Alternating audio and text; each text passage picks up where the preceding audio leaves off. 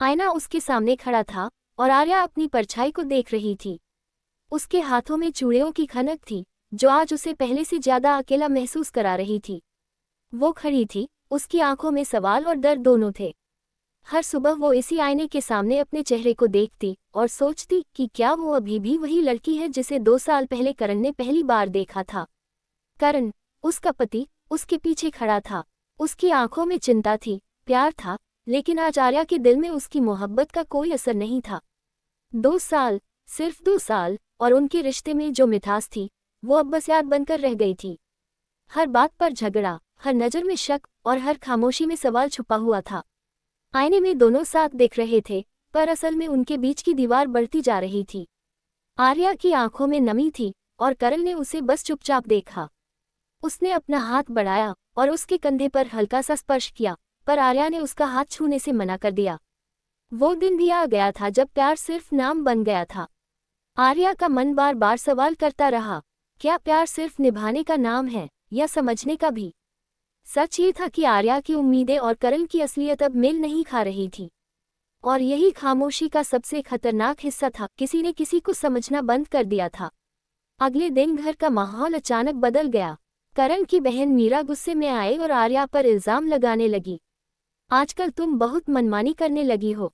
आर्या चुप रही, क्योंकि उसे पता था कि अगर वो बोलेगी तो बात और बिगड़ जाएगी।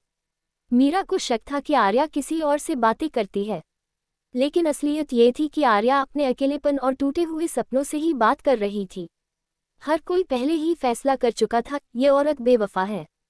करण बीच में खड़ा था, उसका दिल आर्या के लिए धड़क रहा था, लेकिन उसकी जुबान पर कुछ नहीं था।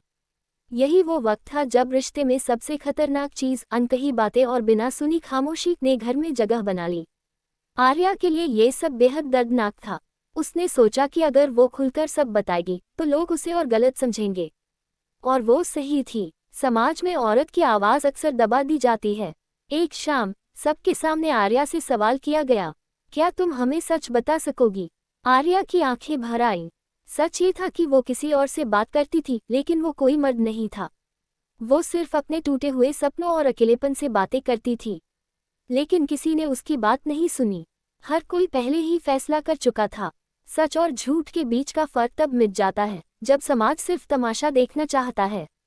आर्या के लिए ये असली संघर्ष था, किसी को समझाना या अपने लिए जीना। वो जान चुकी थी कि कभी कभी औरत का जाना बेवफाई नहीं बल्कि साहस होता है।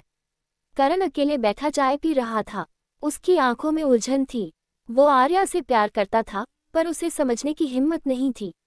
आर्या ने फैसला कर लिया, अब वो रोज रोज खुद को साबित नहीं करेगी। उसने घर छोड़ दिया, ना किसी और के लिए, ना किसी गलत रास्ते के लिए, बल्कि अपने आत्मसम्मान के लिए। कभी कभी रिश्ते टूटते नहीं, उन्हें तोड़ा जाता है शक, चुप्पी और अहंकार से।